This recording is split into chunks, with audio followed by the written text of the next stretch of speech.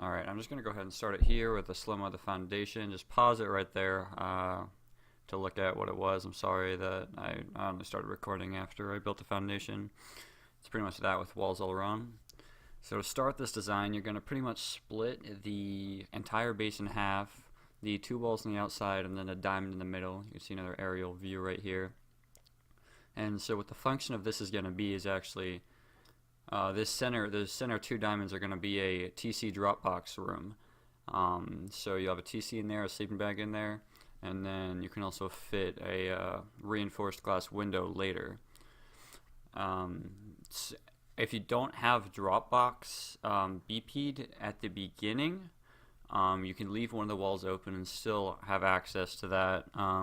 It might be a little weird, like depoting it through a chest and then spawning out the bag, but eventually once you get the Dropbox, you just put the wall in, put that there, and it becomes a Dropbox TC room.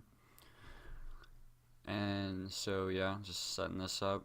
I'd probably put the TC in the bag down before the walls. It was kind of annoying to do that right then. And also, don't put the Dropbox down before you end up setting up the loot rooms. Alright, yeah, this next clip is less important. It's just me like screwing up with TC and getting my teammate off.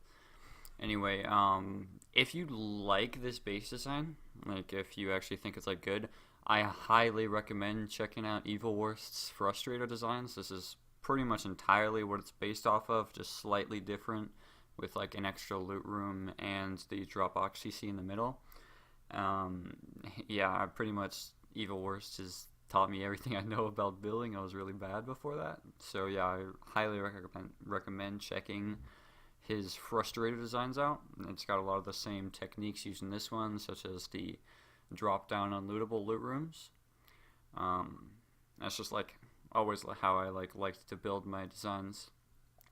Anyway, you can see the top view again right here. I believe I'm gonna start building the loot room soon. Yeah, OBS messed up my audio mid-take, so I actually had to go through and do a voiceover for the entire thing. And I'm doing it like pretty much all in one take, so yeah, we'll see how that goes.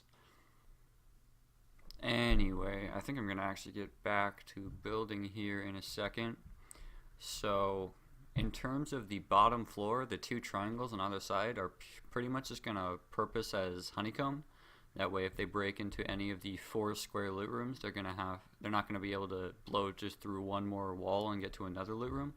It's going to be pretty much, you break into one spot, but it's still going to be super expensive to get to another. So they'll have to be like really lucky to get to explosives first.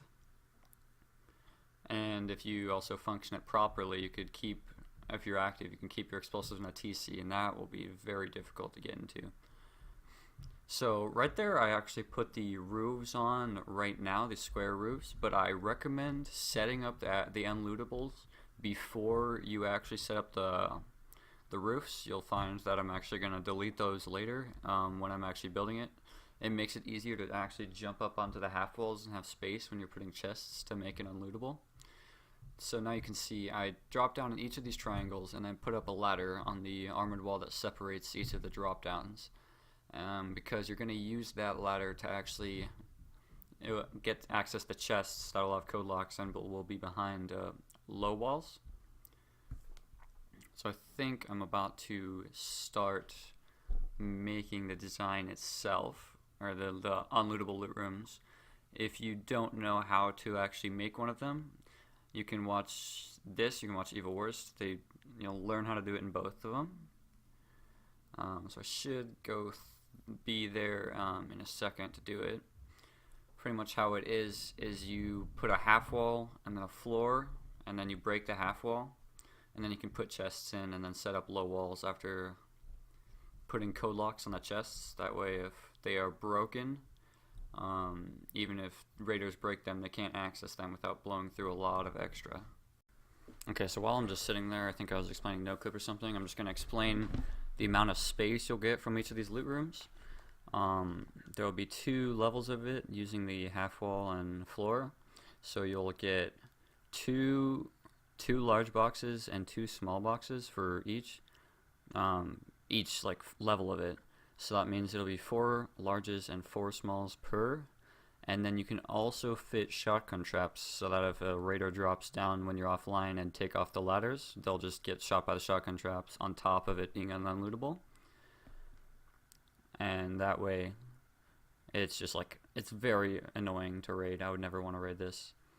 And there's 4 total loot rooms. That's like one of the key differences between one of the Frustrator designs, or I guess the Frustrator V2. That's the one that I like took because I don't have a big enough group to do like the grand frustrators. This is very manageable with just like 2 or 3 people. Alright. So as you can see, each of the loot rooms in essence will be one square and one triangle. The triangle is for the drop down, and then you'll get the chests right here.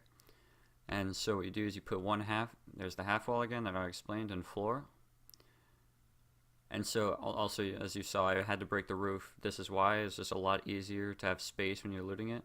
So if you can build this base all in one go, it's easier. But there are ways to fortify the base from the outside before you actually make the loot room. So I'd say that's the best way to go about it. So there's the 2 chests and then 2 smalls right in front of it. This is on a build server that automatically puts code locks on it, but when you're designing this, you need to face the code locks so that they're on the inside, and you can get access those code locks so you can get all of your teams on them and then make it so raiders can't open the boxes. So yeah, that's the 2 bigs and 2 smalls that I explained. And I didn't put up shotgun traps in this design, but you can see you're able to add them in. You might have to like rearrange it a little bit. I don't think you can do. I think it's a room right down the middle for an upside down shotgun trap. So I'm just gonna go ahead and add the same exact design in the bottom there. That's the 4 chests, 4 small chests. And this is what one loot room will look like right here after I add the low walls. I think I put this one backwards at first. I'll fix it in a bit, I believe. And that's another reason. It's sometimes hard to get the angles on the low walls, so just doing it before you add that roof in is a real save. And now I see the beauty of this design. Thank Evil Wurst for this. To ruin raiding for other people. So essentially that design is going to be what it is for all 4 of them, except one special one. You're going to have to rearrange the chests a little bit, and that one is going to be where you put the drop box. There's going to have the drop box and the large chest in the same one. And it doesn't really matter which one you put the drop box in, because no raider gets an advantage of having the drop box. I guess the only time it would really matter is if someone was raiding you. I guess you'd want it the farthest away from the door, that way they don't see it's a Dropbox TC before they're forced to go as deep into the base as possible. And that way, even if they get their loot, they're going to still have to go through an armored door. Actually, I have a disclaimer right there. I'm on a build server here, but I even messed this up while I was building it on this. I placed the Dropbox before, and as you can see, I wasn't able to put the floor here. Even after a teammate moves out there, yep, the Dropbox is in the way. So make sure that you either put it in the right spot that you know it'll have space, or put the Dropbox after you set up that floor and the half wall. Because just on a normal server, I'm not exactly sure how easy it is to break a Dropbox, but it just makes it easier for you just putting the floor there. It's not really a pain. And so the Dropbox can be kind of weird. The easiest thing to do is to get on the floor and then go to the back of the wall and then slide it over. I believe that's how I get it done. Yeah, I kind of mess up there, but I can find it again. You can just slide it over as much as possible, and you'll end up getting it about there, a little past the center, and you are able to access that from the wall, or from the ladder, I mean. And you can still fit all of the chests. It might be harder to fit a shotgun trap as well, but I think it's worth it having the Dropbox TC instead of just a window. That's an extra, like, 12 rockets, 11 rockets to actually get in the TC. And I guess the goal of this is to be as annoying to raiders as possible. So this is the only annoyance for having a Dropbox TC is that there is only one spot for a bag in there. So if you have a group, I would say either put it on your most active member or swap around based on who you know is going to be playing. And again, with the loot rooms, you should have everybody in your group authorize the locks on the turrets before you set up the low walls. It can be like pretty difficult to actually get to them afterwards. I guess I have another pop-up there. I did the same design as the first for both the other loot rooms. I think I cut it out of the recording, me doing the other ones, because it was getting kind of long. But yeah, it's just the same without the Dropbox from the first one. You just do that in both of the other loot rooms. It's the same exact design. I did it pretty much twice, so I think that's enough. And so what I'm doing here is when I'm setting up the second floor, I want to make sure I know where TC is, because it only matters for actually the third floor if you want to add a window floor, but you want to have the access to the window floor on the opposite side of the TC. That way if somebody raids through the roof, they'll have to hit a window that I put in front of the TC also at the same time. Yeah, here she was practicing putting the chest down. So I'm looking at the TC again. It's on the right triangle from where I'm facing right now. And so I'm going to end up putting a ladder up on the side with the bag. Or I'm placing that, the window right there. And pretty much the second floor, there's not really much to it other than just putting garage doors everywhere and making it as hard to access as possible. There's like the tier 3 up there, there's a couple furnace spots, but other than that, it's pretty simple. So here I'm just going to go ahead. You add walls all around except for the side of 2 triangles. Either one of those is going to be your entrances, and there's also, I'm going to add another armored wall in between the drop downs to make it as difficult as possible to get to the separated loot rooms. I actually mess up on putting the walls here for a second. I'm going to fix it because I realized that I put a wall on the side triangle and not on the square. So then here you have an option. You can either put the entrance on either of the sides. I guess I cut it right there. I picked one side and just fill the other gap in with a wall. And the side you fill in with a wall, you put a wall right there, and then just fill the rest in with garage doors. And the reason I picked that side, I don't think there was much. I just decided to pick the entrance that was farther away from the drop box, just to give raiders less info if they were raiding. And so you just put that there, there's a garage door there. And this part can be any entrance design. I just threw a quick one down right here. Just like a couple squares and triangle foundations for windows. This right here, the entrance can be either stairs or a ladder hatch, whichever you prefer, but you can do it without the ladder hatch blueprint. And so yeah, I think in a second I'm just gonna just cover that up and then throw a couple more foundations down. That's not even how I would normally do my entrance. It's entirely up to you. I think everyone has their own preferences for how they set it up. I'm going to put 3 triangle foundations here, like one on each side. Normally, actually, I would recommend making it bigger, because I noticed later in the design there's not that much room for drop boxes and how I set it up right here. So I would say have maybe like squares on the sides at least. Yeah, I always like to have at least a couple chests in the airlocks area with the shop fronts. I think it's just common design right there. So after that, just set up a 2-door garage door behind it so you can't peek into the base. You can make this bigger, you can make it stronger. It's really up to you how you do the entrance, like I said. But yes. And also the entrance can affect the loot room, or not loot room, sorry, window floor, just like a little bit. just like one window portion that can block some view. I just end up building it out further later in the video. So before I'm done with second floor now. I haven't added in the garage doors yet, but you can see the idea. This is really the only portion that matters in terms of like deciding where to put certain things. Like I said, the entrance is going to be on the opposite, or the ladder up to the window floor will be on one of the two armored triangles in the center.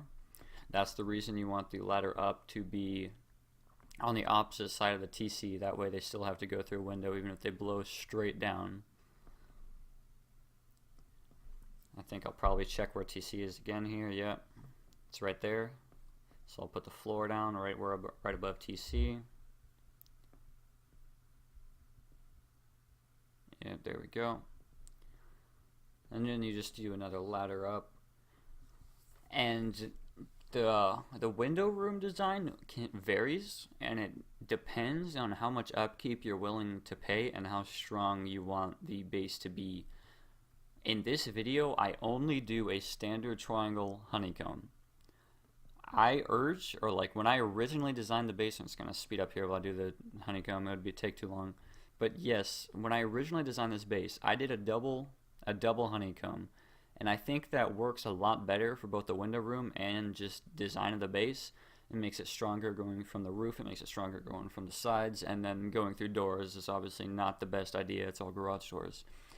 So I think as long as you can keep the upkeep, which I think was about 5k metal frags and 11k stone and around 50 to 100 high qual. It's not like the most crazy upkeep, but having the double honeycomb is a lot better. And you can also see the windows look kind of scuffed here, but so yeah, the double honeycomb makes it more evened out. And then it also allows for an entire exterior corridor of windows and then an indoor room, and that's where I originally put beds and made the going in from the roof a lot more difficult. It's because you could set up garage doors in the interior and have beds up on the top floor, so that's most of the reason I liked the double honeycomb. As you can see, there's a little airlock you can make with the garage doors. The reason this makes it stronger is because I'm going to upgrade the center portion of the roof to sheet metal and then leave the ones above the windows as stone, because going through an embracer is the same as a stone floor. But I don't want them to be able to skip the garage doors, so that's why I upgraded to sheet metal. If you do the double honeycomb, then how I would upgrade it is also kind of how I upgrade it in this. So I upgrade a little more than I need to in this design, but what I upgrade here is pretty much everything you would want to upgrade to sheet metal if you're doing the double honeycomb and have an entire inside and outside portions of the window room. That way the stone gets them nowhere, and they would have to bust through a sheet metal roof to actually get to somewhere helpful for them.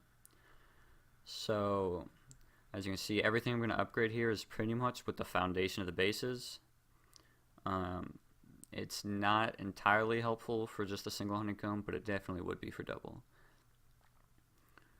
And something I'm also going to do in a second here is just place a few garage doors around the circle with the windows. That way if they break in through a specific spot, they don't have access to the entire window floor. It just makes it a little bit stronger if they're going in through roof. I guess only if it's an online raid, because generally they're going to bust in through the most helpful or most center spot.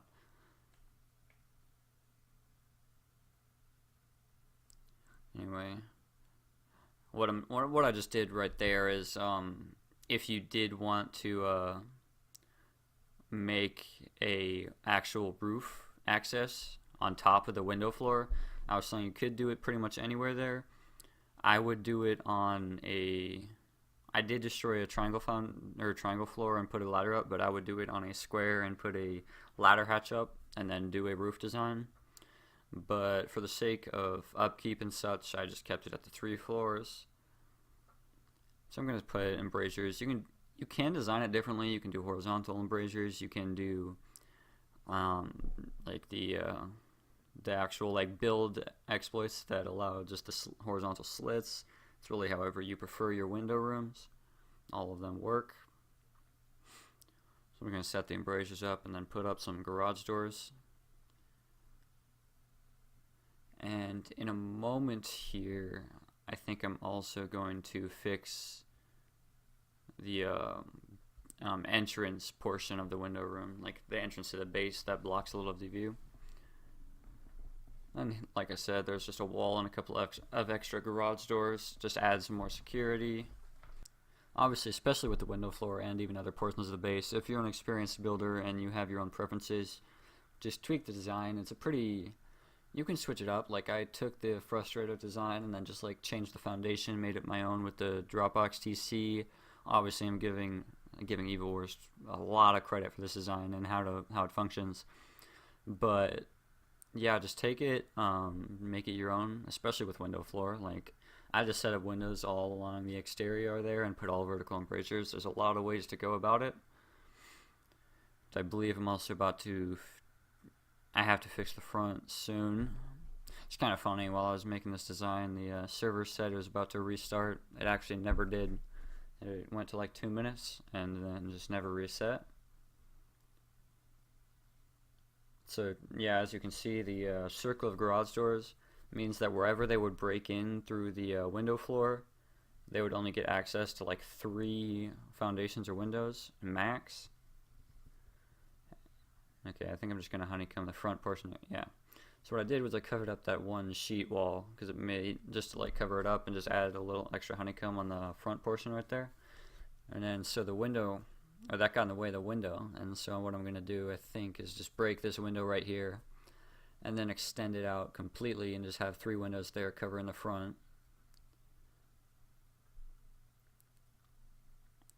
So like you don't really have to add that front part in, you don't have to extend the windows. It's just all, like I said, this window floor is entirely up to you. It's not even necessary, you don't need it. If you don't put it in, I would still honeycomb your roof though, because having just a 2-story of this base without roof would be not ideal. Anyway, this triangle foundation right here is really the only open triangle spot on the second floor. That's where I would put the tier 3 workbench. And then now the only issue with a single honeycomb is the lack of furnace spots, or convenient furnace spots. I'm going to show the few places where I would put them. But yes, when I did the double honeycomb, it did open up a couple more like leisure spots for the furnaces. I think I'm going to spawn them in a second and show where they are put.